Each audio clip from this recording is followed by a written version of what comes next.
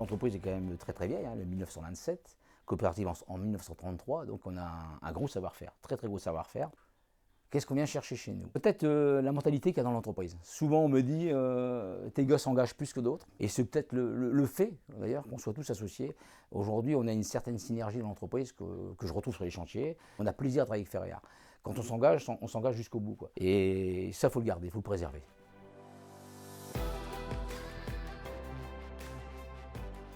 Surtout, c'est ma transmission. J'ai eu la chance, vraiment un grand bonheur, j'en remercierai toujours M. Jean-Marie Courtois qui était mon dirigeant, de m'avoir embauché, j'avais une vingtaine d'années. Je suis un autodidacte, donc j'ai vraiment appris sur le tas, etc. Aujourd'hui, j'ai 2 de mes collaborateurs qui sont prêts à reprendre le flambeau. Je vais les accompagner, je pense que c'est extraordinaire à un moment de donner son entreprise, c'est pas la mienne, mais de la transmettre. Je pense que la meilleure des transmissions aujourd'hui, c'est de pouvoir faire travailler et monter les collègues en interne.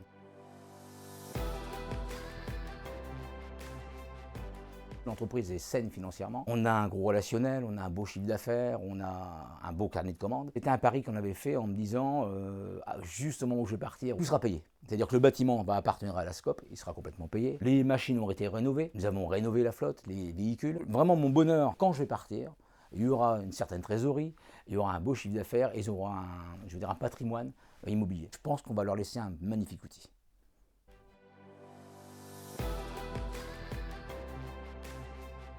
En fait, avec Anthony, on est les 2 chargés d'affaires de l'entreprise. On a tous les 2 appris ici par le biais d'Éric Pila, notre directeur. C'est une volonté chez nous 2, avec Anthony. C'est de pérenniser ensemble l'emploi et puis le savoir-faire de chez Ferréa. Continuer ce qu'Éric avait commencé, tout en gardant un œil sur l'extérieur, sur les nouvelles technologies, sur les nouvelles tendances. Ça fait un peu plus d'1 an maintenant qu'Éric nous en parle. Il souhaite prendre sa retraite d'ici 3 ans. Donc il s'est laissé le temps, en fait, sur les 3 dernières années, de nous former.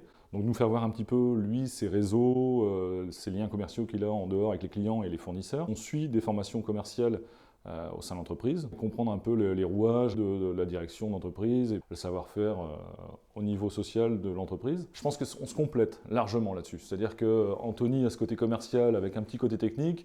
Quand lui a souvent un petit problème technique, il vient me voir, je m'appuie sur lui et vice-versa. C'est plutôt pas mal, je veux dire, on ne se retrouve pas seul face aux gens, seul face aux clients.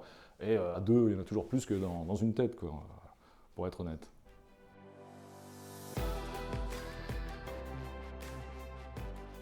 On est plutôt sur la politique d'avoir pris des gens en contrat d'alternance. On arrive à former les gens comme on le souhaite, puisque c'est des métiers quand même très spécifiques.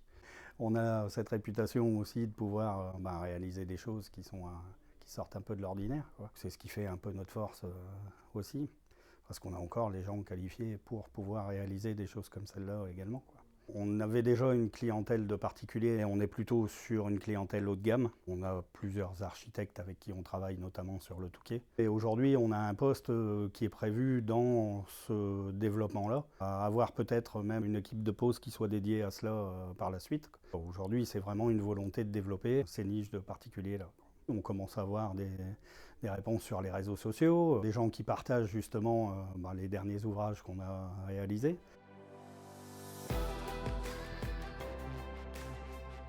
On a la chance quand même aujourd'hui de pouvoir partager les richesses de l'entreprise. Ça, je pense que c'est extraordinaire. Toute ma vie, je l'ai vécu. On ne s'enrichit pas personnellement. Donc la plus belle richesse, c'est de travailler pour les autres et de partager. Et croyez-moi, c'est une belle chose de vivre une coopérative. Voilà. La SCOP, c'est déjà un état d'esprit en soi. On ressent quand même un esprit d'équipe et une volonté d'avancer dans le même sens. Et c'est ce qui est intéressant. C'est ce qui fait plaisir quand on vient travailler le matin, quoi. C'est ce côté familial que j'ai ici. Si j'ai un problème, voilà, on va pouvoir se poser 5 minutes tous ensemble. C'est ce côté discussion, ce côté compréhension que je n'ai jamais connu autre part. Et c'est super, quoi. Enfin, moi, c'est ce qui me donne envie, quoi.